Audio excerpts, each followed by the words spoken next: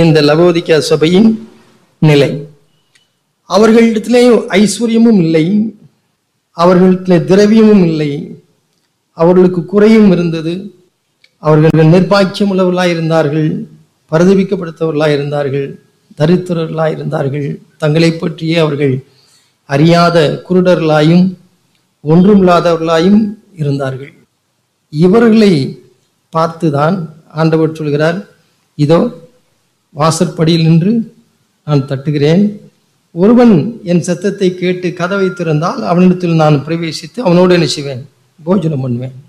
ஆண்டவர் யாருடைய வீட்டிற்கு வெளியே நிற்கிறார், இல்லைண்டே யாருடைய இதயத்திற்கு வெளியே நிற்கிறார்? ஆண்டவரை பற்றி அறிந்து இருக்கிறோம்.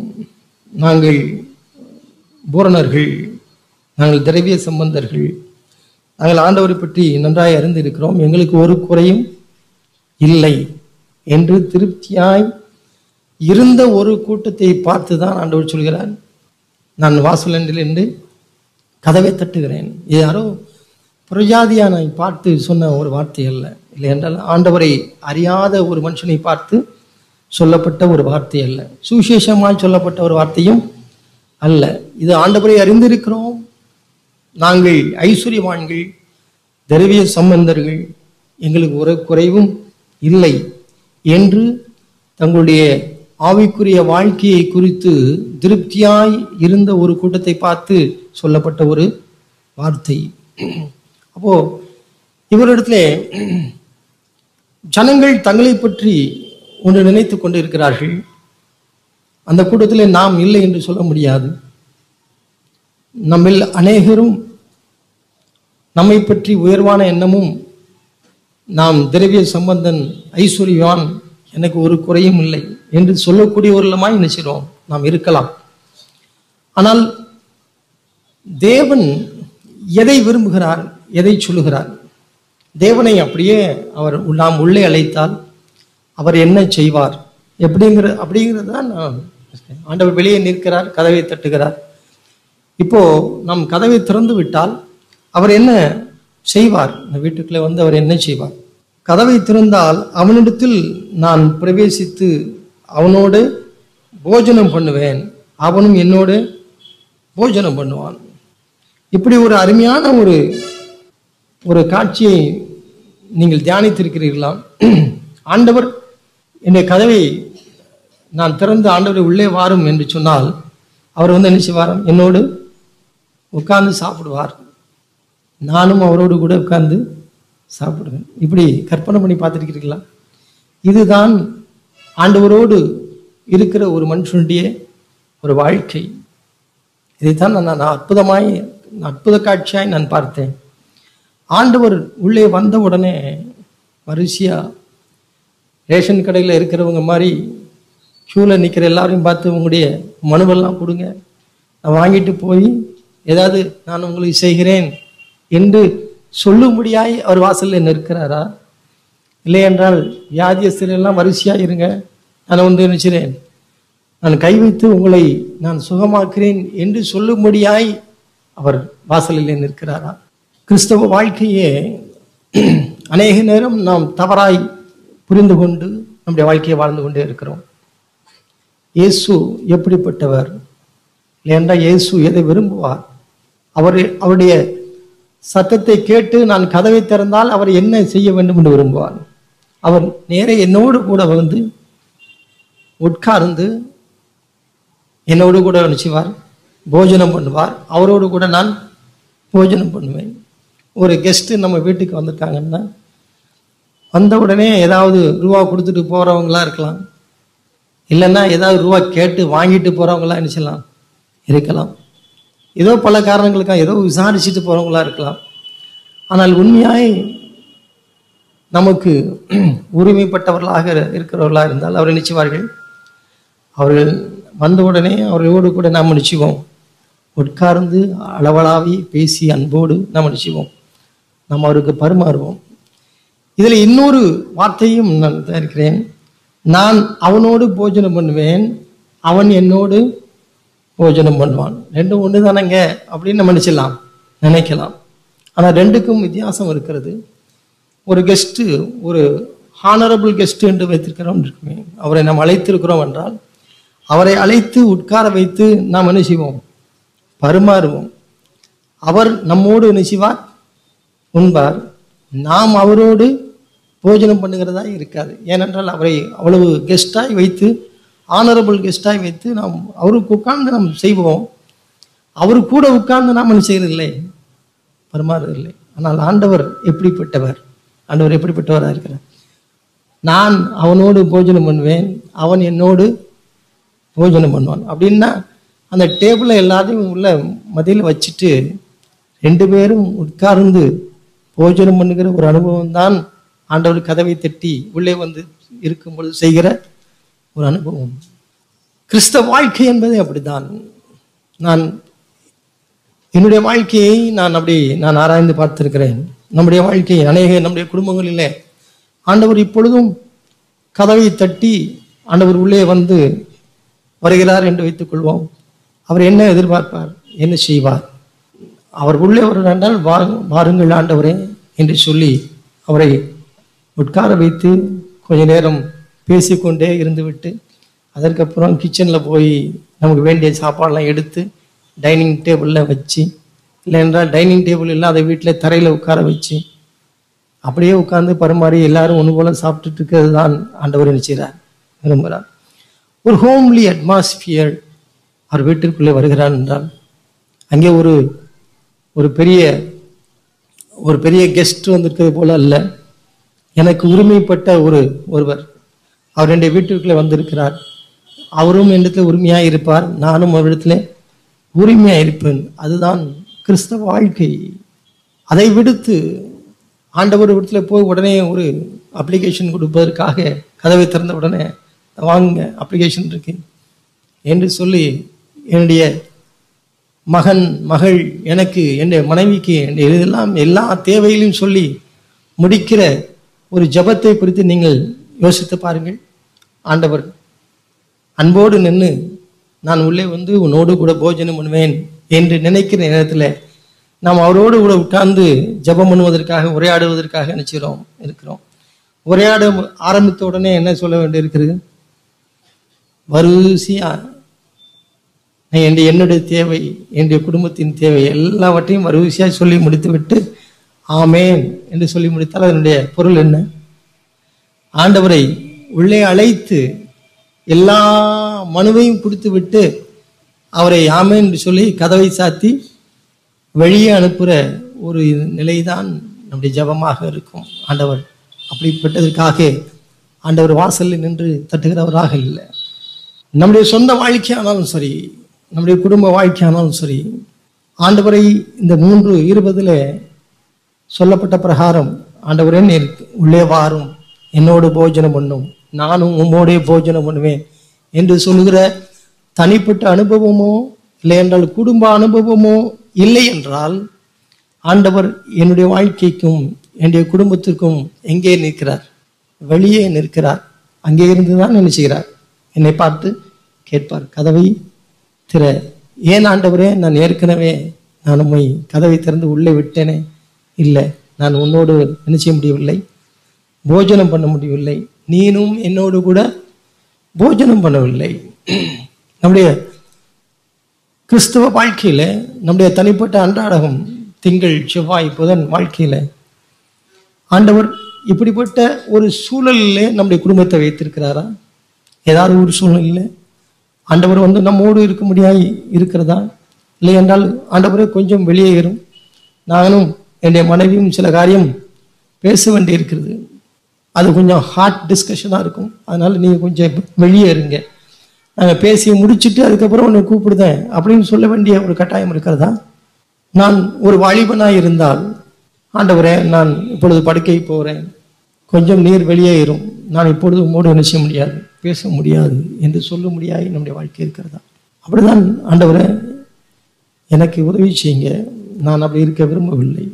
நான் எந்த நிகழ்ச்சியை பார்த்து கொண்டு இருந்தாலும் டிவியில் நீர் கதவை திறந்து உள்ளே வந்தால் எனக்கு அது ஒரு அதிர்ச்சியாய் என்ன செய்யக்கூடாது, அது இருக்கக்கூடாது. நான் ஒரு புத்தகத்தை படித்து கொண்டு இருக்கிறேன், இல்லை என்றால் என் மனைவியிடத்திலே ஒரு காரசாரமாய் ஒன்று பேசி கொண்டே இருக்கிறேன், அப்பொழுது ஆண்டவர் கதவை திறந்து உள்ளே வரட்டுமா என்று கேட்டால், நான் போய் முகத்தை கழுவி சிலவற்றை சரி செய்து அதுக்கப்புறம் நான் ஆண்டவரை கூப்பிடுகிற ஒரு அனுபவம் இருக்குமென்றால், என் தேவன் என் வீட்டுக்கு வெளியே தான் இருக்கிறார். ஆண்டவர் நம்மோடு கூட இருக்க வேண்டும் என்று நினைக்கிறார், விரும்புகிறார். நம்மோடு கூட இருக்க வேண்டும் என்று தான் விரும்புகிறார். அநேகர் நினைக்கிறார்கள் ஆண்டவர் எதையோ கேட்டு பெற்றுக்கொள்ள வேண்டும் என்று ஆசையாய் நிற்கிறார், இல்லை என்றால் அதிகாரத்தோடு நிற்கிறார் என்று நாம் நினைக்கிறோம். ஆண்டவர் நம்முடைய பயத்தை, அவருக்கு பயந்து நிற்க வேண்டும் என்று சுடலை மாடன் கோயிலுக்கு முன்பாக நிற்பதுக்கு பயந்து போய் நிற்பது போல ஆண்டவர் நிற்கிறாரா? இல்லை. ஆண்டவருடைய அற்புதமான வார்த்தைகளை பாருங்கள்.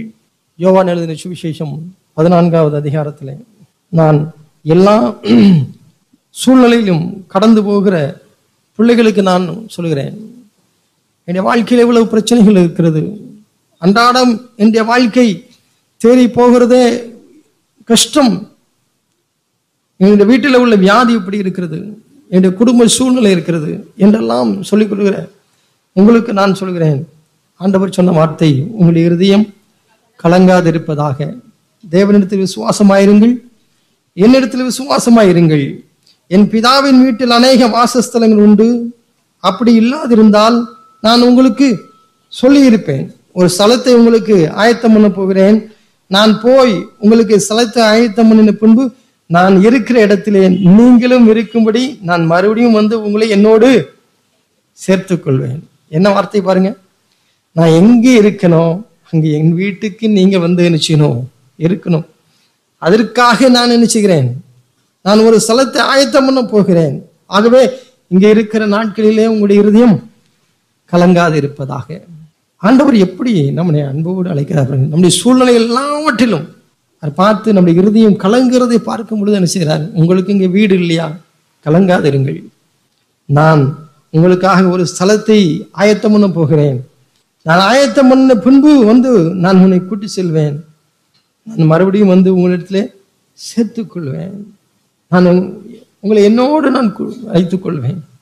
தேவனுடைய இருதயம் அப்படித்தான் இருக்கிறது, தேவனுடைய விருப்பமும் அப்படித்தான் இருக்கிறது. நம்முடைய வாழ்க்கை ஞாயிறுகள் முடிந்து திங்கள் முதல் சனி வரைக்கும் உள்ள வாழ்க்கையிலையும் நாம் எந்த சூழ்நிலை கடந்து சென்றாலும், அது வாழ்க்கையின் சந்தோஷமாயிருந்தாலும் சரி, கவலையாயிருந்தாலும் சரி, ஆதாயமாயிருந்தாலும் சரி, நஷ்டமாயிருந்தாலும் சரி, சுகமாயிருந்தாலும் சரி, சுகவீனமாயிருந்தாலும் சரி, ஆண்டவர் நம்மோடு கூட இருக்கும்படியாகத்தான் செய்கிறார், விரும்புகிறார். என்ற சுகவீனத்தை அவர் உடனே மாற்றிவிட வேண்டும் என்று விரும்பாமல் இருக்கலாம், அதற்கு பல காரணம் இருக்கலாம். ஆனால் என்னோடு கூட என்ன செய்கிறார், அவர் இருக்க விரும்புகிறார். என்னுடைய கஷ்டம் நஷ்டத்தை அவர் மாற்ற வேண்டும் என்று விரும்புகிறது இல்லை, ஆனால் அந்த நஷ்டத்திலே என்னோடு கூட இருக்க வேண்டும் என்று நினைக்கிறார், விரும்புகிறார். அதுதான் நம்முடைய தேவன். அவர் வேற விரும்புகிறது இல்லை. ஆனால் அவரை பார்த்து பயந்து கொண்டு ஒரு வாழ்கிற ஒரு வாழ்க்கையை நாம் அநேகர் நினைக்கிறோம், வாழ்ந்து கொண்டு இருக்கிறோம். இல்லை என்றால் அவரை புறம்பே வைத்து விட்டு நாம் நமக்கென்றே வாழ்க்கையை செய்து கொண்டிருக்கிறோம், வாழ்ந்து கொண்டு இருக்கிறோம். டோசர் என்கிற அருமையான சகோதரன் எழுதும் பொழுது இப்படி ஒரு சொல்கிறார், அன்னையுடைய குடும்ப வாழ்க்கையில அவர் வீட்டுக்கு போய் ஆண்டவர் கதவை தட்டும் பொழுது அங்கே வெளியே போர்டு மாட்டி இருக்கிறார்கள், Lord I am busy with the ministry. நான் இங்கே போயிருக்கிறேன், நாளை நான் இங்கே போக வேண்டும், நாளை மறுநாள் இங்கே போக வேண்டும், see you on Sunday in the church என்று சொல்லி வெளியவே போர்டு வச்சு இருக்கிறார்கள். நான் மிகவும் அலுவலாக இருக்கிறேன், ஊழிய விஷயமாக நான் அங்கே போய் கொண்டு இருக்கிறேன். ஆகவே இன்றைக்கும் நீர் என்னை பார்க்க முடியாது, நாளைக்கும் பார்க்க முடியாது, ஏனென்றால் நாளை நான் இன்னொருவரை சந்திக்க வேண்டும். ஆகவே நான் ரொம்பவும் பிஸியாக இருக்கிறேன். ஞாயிற்றுக்கிழமை நான் சண்டே சர்ச்சைக்கு வரும்பொழுது நான் நினைக்கிறேன் உண்மை பார்க்கிறேன் என்று சொல்லி வெளியவே அவர்கள் போர்டு வைத்து இருக்கிறார்கள். அது உள்ளே நினைச்ச முடியாது, ஆண்டவர் போக முடியாது. அருமையான சகோதரிகளே, உங்களை வீட்டில், நம்முடைய வீட்டில் நாம் சமையலறையில் இருக்கும்போது, அன்றாட சூழ்நிலை நம்முடைய பிள்ளைகள் மத்தியில் இருக்கும் பொழுது ஆண்டவர் நம்மோடு கூட வந்து போஜனம் பண்ண முடியாத ஒரு சூழல் நம்முடைய வீட்டில் இருக்கிறதா? இந்த மாதிரி ஒரு கருத்துக்கள் இல்லை என்றால் இந்த மாதிரி பேசுகிற ஆண்டவருடைய வார்த்தைகள் தொடர்ந்தெழுச்சியாக அநேக வாரங்களாக நம்மோடு கூட செய்து கொண்டு இருக்கிறது, வந்து கொண்டே இருக்கிறது. தேவன் அதைத்தான் விரும்புகிறார். அதுதான் கிறிஸ்தவ வாழ்க்கை, அதுதான் தேவ பக்தி உள்ள ஒரு வாழ்க்கை, ஒரு தனிப்பட்ட வாழ்க்கையானாலும் சரி, நம்முடைய குடும்ப வாழ்க்கையானாலும் சரி, ஆண்டவர் நம்மோடு கூட, நம்முடைய பிள்ளைகளோடு கூட நாம் சாப்பிட டைனிங் டேபிள்ல இல்லை என்றால் உட்கார்ந்து இருக்கும் பொழுது ஆண்டவர் நம்மோடு கூட உட்கார முடியுமா? நம்முடைய சம்பாஷணைகள் அப்படி இருக்குமா? நம்முடைய கருத்து பரிமாற்றங்கள் அப்படி இருக்குமா? நம்முடைய கவலைகள் எப்படி இருக்குமா? நம்முடைய பிள்ளைகள் வியாதியிலே படுத்திருக்கும் பொழுது பதஷ்டத்தோடு கவலையோடு நாம் இருக்கலாம். ஆனால் அப்பொழுது நம்மோடு கூட நம்முடைய தேவனும் இருக்க முடியுமா? நிச்சயம் இருக்க முடியும், நிச்சயம் இருக்க முடியும். நம்முடைய சந்தோஷத்துல ஆண்டவர் நம்மோடு கூட இருக்க முடியுமா? நிச்சயம் இருக்க முடியும். நான் அதை விசுவாசிக்கிறேன். நம்முடைய பிள்ளைகள் எல்லாரும் சேர்ந்து பொருந்து சாப்பிட்டு இருக்கும் பொழுது ஆண்டவர் நம்மோடு கூட இருக்க முடியுமா? நம்முடைய பேச்சுக்களும், நம்முடைய சிந்தனைகளும், நம்முடைய எண்ணங்களும், நம்முடைய பிரயாசமும் ஆண்டவருடைய நாமம் மகிமைப்படும்படியாக இருக்கட்டும் என்று சொல்லி நம்முடைய இருதயம் இருக்கும் என்றால் தேவன் நம்மோடு கூட நம்முடைய விருந்திலும் செய்வார். அவர் இருப்பார். அவர் விருந்தை பார்த்து ஓடுகிறவர் அல்ல. ஏனென்றால் நீ உள்ளே விடு, நான் உன்னோடு கூட செய்வேன், போஜனம் பண்ணுவேன். என்னுடைய பிள்ளைகள் வீட்டிலே விருந்தாய் இருக்கும் பொழுது நான் 2 காரியங்களை நான் யோசிப்பதுண்டு. சந்தோஷமாய் இருக்கும் பொழுது என்னுடைய மனதிலே ஓடுகிற ஓட்டம் 2 தான். ஆண்டவரே, இந்த சூழ்நிலையில அவர்கள் எதுவும் செய்ய வேண்டாம். சந்தோஷமாய் இருக்கும் பொழுது பாவம் செய்ய வேண்டாம். 2வது, தங்களுக்கு அதிகமாய் கிடைத்திருக்கிறதுனாலே அவர்கள் உண்மை மறந்துவிட்டு தரித்திரரை நினையாமல் இருந்திட வேண்டாம். எல்லாவற்றையும் நீ யார் தந்திருக்கிறீர்? நீர் கொடுத்திருக்கிறேன். இந்த டேபிள்ல இருக்கிற ஆகாரம் முழுவதும் நீர் கொடுத்திருக்கிறேன். எத்தனையோ ஏழைகள் அவர்கள் இதை பெற்றுக்கொள்ள முடியாத இடத்துல இருக்கிறார்கள். ஆனால் அவர்களையும் நாங்கள் நினைக்கிறோம் என்று சொல்லி இந்த 2ஐயும் நினைத்துக் கொள்ளட்டும் என்று நான் சொல்வேன். அதிகம் இருப்பதினால் ஆண்டவரை மறந்து விடக்கூடாது. நமக்கு எல்லாம் கிடைத்து விட்டது என்று நாம் வறியவர்களையும் விடக்கூடாது, மறந்து விடக்கூடாது. இந்த 2ம் நம்முடைய அன்றாட வாழ்க்கையில இருக்க முடியாது நாம் பிரயாசப்பட வேண்டும். எல்லா சூழ்நிலைகளிலும் ஆண்டவரே அப்படிப்பட்ட ஒரு அனுபவத்தை தாரும். நீர் எப்பொழுதும் எங்கள் வீட்டிற்கு வெளியே இல்லை, நீர் எங்கள் வீட்டிலே உள்ளே இரும், என்னுடைய சம்பாஷணையில் இரும். கணவனும் மனைவியுமா இருக்கிறவர்கள் அப்படி சொல்ல முடியுமா? ஆண்டவரே, நீர் என்னோடு கூட எங்களோடு கூட நீர் இப்பொழுது இருக்கிறீர், உம்மை வைத்துக்கொண்டே நாங்கள் சம்பாஷிக்கிறோம்.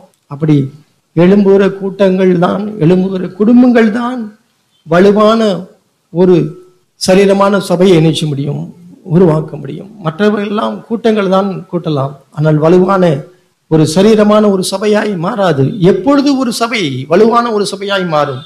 எங்கே குடும்பங்கள் தேவனோடு கூட அளவலாவி கொண்டு இருக்கிற அந்த குடும்பங்கள் எல்லாம் சேர்ந்து ஞாயிற்றுக்கிழமை ஆராதனைக்கு வரும்பொழுதுதான் அங்கே என்ன இருக்கும்? மகிமையாய் இருக்கும். நம்முடைய வாழ்க்கை அப்படி இருக்கிறதா? புதிதாய் திருமணமானவர்கள் கூட தங்களுடைய நோக்கமெல்லாம் ஏதோ ஒன்றை நினைத்து கொண்டு மாயையை பின்பற்றி கொண்டு இருக்கிறார்கள். எல்லாமே மாயை. அவருடைய அழகு மாயை, அவருடைய வயது மாயை, அவர்கள் காண்கிற எல்லாம் மாயை என்பதை ஒரு 20 வருஷம் 30 வருஷம் கழித்து அறிவதற்கு அல்ல. தேவன் திருமண வீட்டிலேயும் நினைச்சுவார். அவர் வருவார். எதற்காக? மணமகனும் மணமகளும் இருக்கோடு நான் அங்கு அவர்களோடு கூட நான் நினைச்சுவேன், போஜனம் பண்ணுவேன், அவர்கள் என்னோடு கூட போஜனம் பண்ணுவார்கள். அந்த ஒரு வாழ்க்கையை நான் வாஞ்சிக்க வேண்டும். தனிப்பட்ட வாழ்க்கையானாலும் சரி, நான் தவறி விழுந்தாலும் மறுபடியும் ஆண்டோட சமூகத்தை நான் தேடுகிறவனாக நான் இருக்க வேண்டும். நான் எங்கே தவறு ஆண்டவரே, நான் எங்கேயோ நான் உண்மை விட்டு வந்தேன். நாம் ஏற்கனவே ஒருவரை பார்த்திருக்கிறோம். எருசலேமுக்கு போகும் பொழுது ஆண்டவரை கூட்டிக் கொண்டே போனார்கள். ஆனால் எருசலேமில் அவரை வீழ்ச்சி விட்டார்கள், விட்டு வந்து விட்டார்கள். ஆனால் மரியாளுக்கு ஆண்டவரை பற்றி அறிந்திருந்தது. அவள் 3 நாள் கழித்து ஆண்டவரை விட்டு விட்டு போறதுக்கு மனதில்லை. அவள் சொன்னார்கள், மறுபடியும் அவரை போய் நிச்சயிவோம், எங்கே விட்டோமோ அங்கே போய் நிச்சயிவோம், தேடுவோம். அவர் எங்கே விட்டேன்? என்னுடைய சமையலறையில நான் என்னுடைய கணவனோடு நான் பேசி கொண்டிருந்த பொழுது கோபமாய் பேசி நான் அங்கே விட்டு வந்தேனே, நான் அங்கே மறுபடியும் போய் என்னுடைய கணவனிடத்தில் நான் உப்புரவாகி அங்கே இருந்து நான் நினைச்சு விட்டும், கூட்டிக் கொண்டு வரட்டும் என்று சொல்லக்கூடிய ஒரு அனுபவம் உள்ளவர்களாய் நாம் பழக வேண்டும். நம்முடைய வாழ்க்கையில் அப்படி இல்லை என்றால் நாம் அங்கே இருக்கிறோம், நம்முடைய குடும்பத்தில் இருக்கிறோம், ஆனால் இயேசு எங்கே இருக்கிறார்? அவர் வெளியே இருக்கிறார். அவர் உள்ளே வந்து நம்மோடு போஜனம் பண்ணக்கூடிய சூழ்நிலை நம்முடைய வாழ்க்கையில் இல்லை என்றால் நாம் அவரை வெளியே வைத்திருக்கிறோம் என்றுதான் அர்த்தம். இன்னொரு வசனத்தை பாருங்கள். லூக்கா சுவிசேஷம் 12வது அதிகாரம் 36வது வசனம் 1வது வசனத்திலிருந்தே நான் வாசிக்கிறேன்.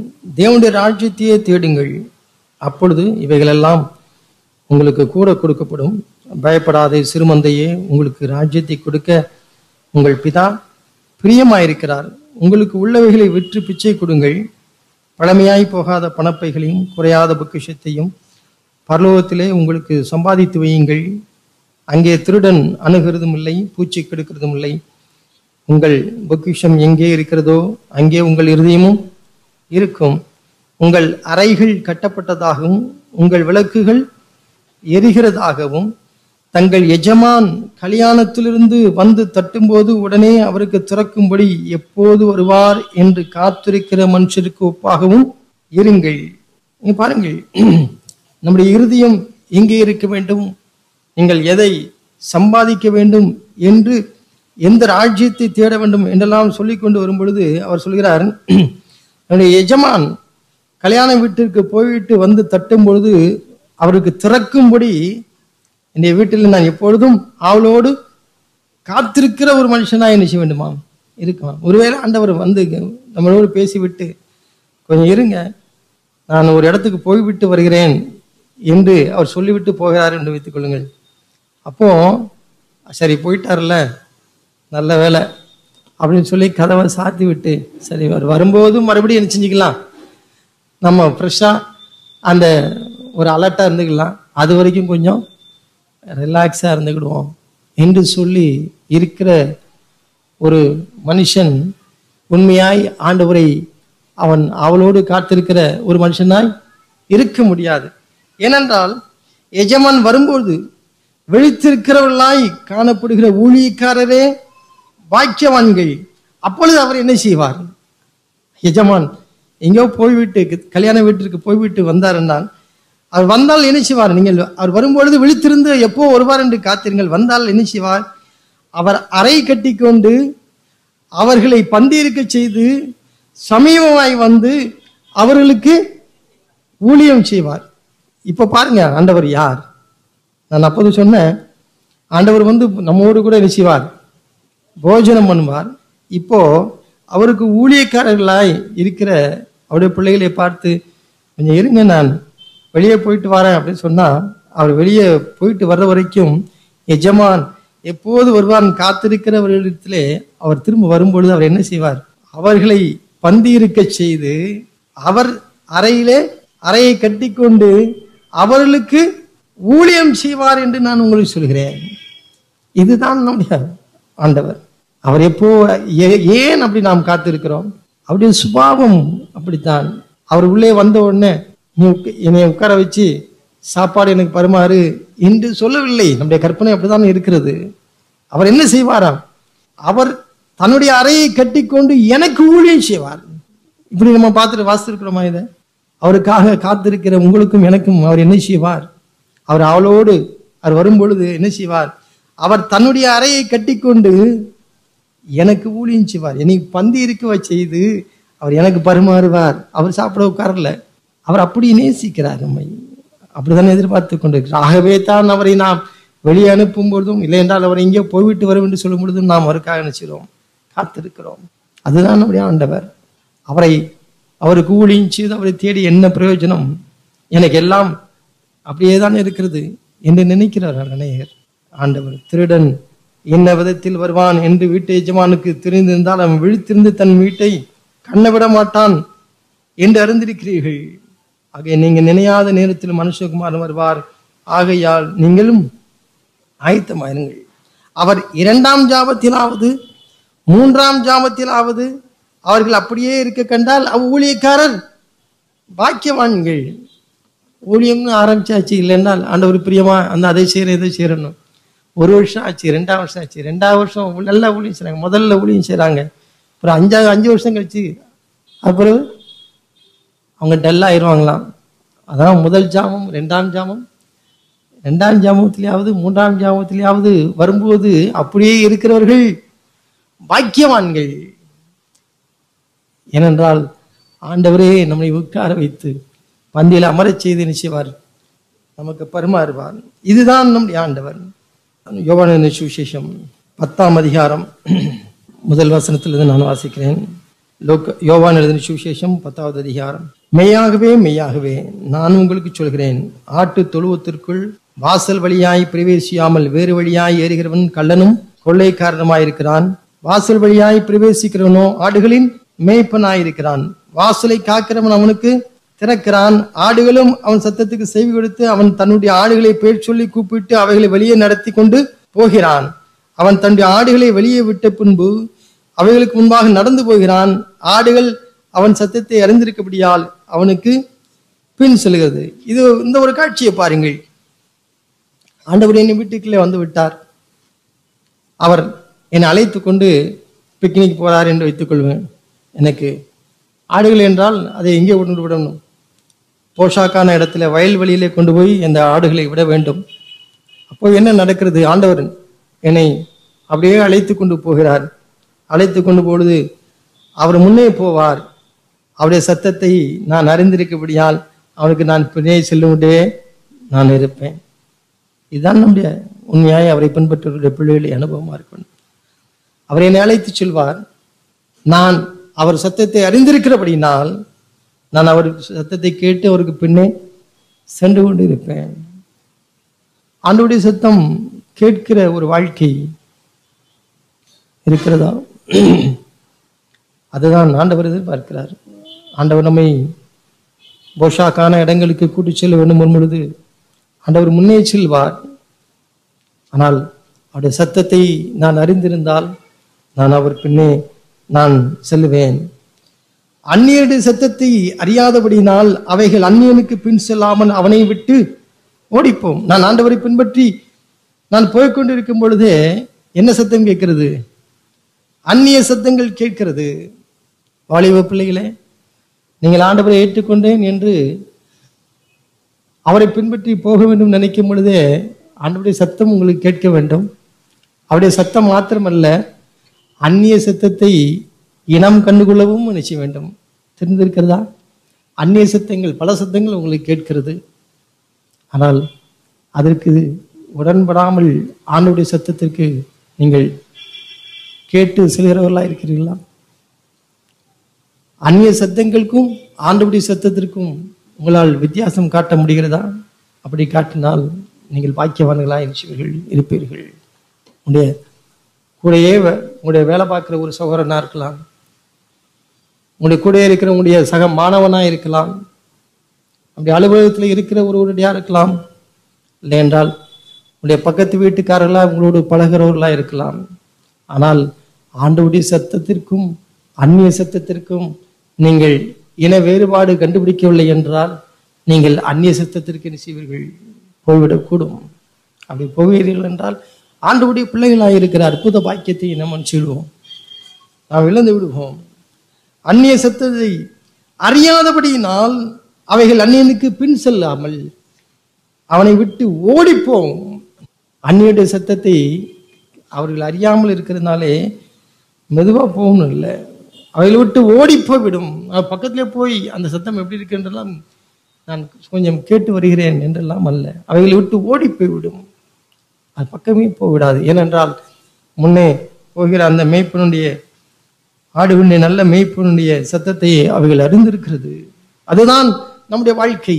அதுதான் அப்படிப்பட்ட ஒரு வாழ்க்கையை தான் வாஞ்சிக்க வேண்டும். தனிப்பட்ட வாழ்க்கையானாலும் சரி, நானும் என்னுடைய மனைவி பிள்ளைகளோடு இருக்கிற வாழ்க்கையானாலும் சரி, ஆண்டவரே எல்லாவற்றிலும் நான் தேறினவன் இல்லை, ஆனால் நான் இதை இந்த இலக்கை நோக்கி நான் என்ன செய்கிறேன், தொடர்கிறேன்.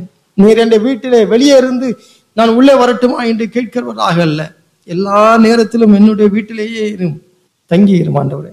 அப்படிப்பட்ட ஒரு அனுபவம் நமக்கு இருக்கிறதா? அவர் உள்ளே வந்தால் என்ன நடக்கும்? லூக்கா எழுதின சுவிசேஷம் 19வது அதிகாரத்தில் அவர் நடந்து போய்கொண்டிருக்கிறார். அவர் எரியோவிலே 1வது வசனம், அவர் எரியோவிலே பிரவேசித்து வழியே நடந்து போகையில் ஆயக்காரருக்கு தலைவனும் ஐஸ்வர்யமாயிருந்த சகை எனப்பட்ட ஒரு மனுஷன் இயேசு எப்படிப்பட்டவரோ என்று அவரை பார்க்க வகை தேடினான். அவன் குள்ளனானபடியால் ஜனக்கூட்டத்தில் அவரை காணாமல் அவர் போகும் வழியை முன்னாக ஓடி அவர் பார்க்கும்படி ஒரு காட்டத்தி மரத்திலே ஏறினான். அவன் ஒருவேளை அவன் போகும் பொழுதே நான் ஆண்டவரை பார்க்க வேண்டும், ஆண்டவரை பார்க்க வேண்டும், ஆண்டவரை பார்க்க வேண்டும் என்று நினைத்திருப்பான். ஆனால் அவனுடைய உயரம் அவனை தடுத்தது, அவனுடைய உத்தியோகம் அவனை தடுத்தது, அவனுடைய பின்னணி வாழ்க்கை அவனை தடுத்தது. எல்லாவற்றிலும் எல்லா தடையும் மீறி நான் ஆண்டவரை பார்க்க வேண்டும் என்று செய்கிறான். அவன் ஓடுகிறான். என்னுடைய சூழ்நிலை, என்னுடைய குடும்பம், என்னுடைய வேலை, என்னுடைய கௌரவம், இல்லைண்டா என்னுடைய வேலையின் முறைகள் எது தொடுத்தாலும் ஆண்டவரை பின்பற்றி ஆண்டவரை எப்படியாவது நான் பார்க்க வேண்டும் என்று சொல்லுகிற ஒரு மனுஷனுடைய ஒரு வாழ்க்கையை பாருங்கள். அவனை ஓடுகிறான். அவனுடைய உயரம் அவனை தடுக்கிறது. ஆனால் அவன் என்ன முடிவெடுக்கிறான்? ஓகே, நான் ஆண்டவரை பார்க்க முடியாது, ஏனென்றால் என்னுடைய உயரம் என்னை தடுக்கிறது என்று சொல்லி அவன் விடவில்லை. நான் எப்படியாவது என்ன செய்ய வேண்டும்? நான் பார்க்க வேண்டும். ஆண்டவர் ஒரு மரத்தை காண்பிக்கிறார். முடியாதவர்களுக்கு, நம்முடைய சூழ்நிலைத்தம் குந்தி குந்தி நடக்கிறவர்களுக்கு நீ அப்படியே இருக்கு, என்னை பார்க்க முடியாது என்று சொல்லுகிற தேவன் நம்முடைய தேவன் அல்ல. நமக்கு என்ன கொடுக்கிறவர்? ஊன்றுகோலை கொடுக்கிறவர், நமக்கு மரத்தை காட்டுகிறவர். அந்த மரத்தை ஏறி ஆண்டவரை தேட வேண்டும் என்று நாம் முயற்சித்து விட்டால் ஆண்டவருடைய ரியாக்ஷனை பாருங்கள். இயேசு அந்த இடத்தில் வந்தபோது அண்ணாந்து பார்த்து அவரை கண்டு, சகைவே, நீ சீக்கிரம் இறங்கி வா, இன்றைக்கு நான் உன் வீட்டிலே தங்க வேண்டும். ஆண்டவருடைய இதை பாருங்கள், இன்றைக்கு நான் உன் வீட்டிலே தங்க வேண்டும், நான் உன்னோடு கூட இருக்க வேண்டும். நீ ஒருவேளை ஆயக்காரனா இருக்கலாம், அதிகமான வசூல் பண்ணி அநியாயமாய் பணம் சம்பாதித்தவனா இருக்கலாம். ஆனால் நீ என்னை தேடி வந்து விட்டாய், ஆகவே நான் உன் வீட்டில் என்ன செய்ய வேண்டும்? தங்க வேண்டும். இதுதான் ஒரு நம்பிக்கை. நான் எவ்வளவுப்பட்ட ஒரு மோசமான சூழ்நிலை வந்திருந்தாலும், ஆண்டவரை பார்க்க முடியாது, அதற்கு என்னுடைய உயரம் தடை என்று நினைத்து கொண்டிருந்தாலும், ஆண்டவரை பார்க்க வேண்டும் என்று முடிவு செய்கிற நமக்கு ஆண்டவர் என்ன கொடுக்கிறார்? ஒரு மரத்தை கொடுத்து அண்ணாந்து பார்த்து, நீ உன் வீட்டிலே நான் தங்க வேண்டும் என்று சொல்கிறார். ஆனால் அந்த வீட்டுக்குள்ள போனா என்ன நடக்கும்? ஆட்டோமேட்டிக்காகவே, இயற்கையாகவே என்ன நடக்கும்? எல்லாம் சரி செய்யப்படும். அதை தான் சகைவுடைய வாழ்க்கையில் நடந்தது. நான் ஆண்டவரை உள்ளே விட்டு, நீர் இரும், எப்பொழுதும் என்னோடு கூட இரும், என் வீட்டிலே தங்கியிரும் என்று கேட்கும் பொழுது என்ன நடக்கும்? எல்லாம் அப்படியே இருக்காது. நம்முடைய வாழ்க்கையில எதெல்லாம் முறைகேடாய் தவறாய் நடக்கிறதோ அதெல்லாம் அப்படியே இருக்கும். ஆண்டவரும் என்னோடு கூட இருப்பார் என்று நினைக்காதீர்கள். உண்மையாய் நீங்கள் அவரை அழைத்து விட்டால் அவைகள் அப்படியே இருக்காது.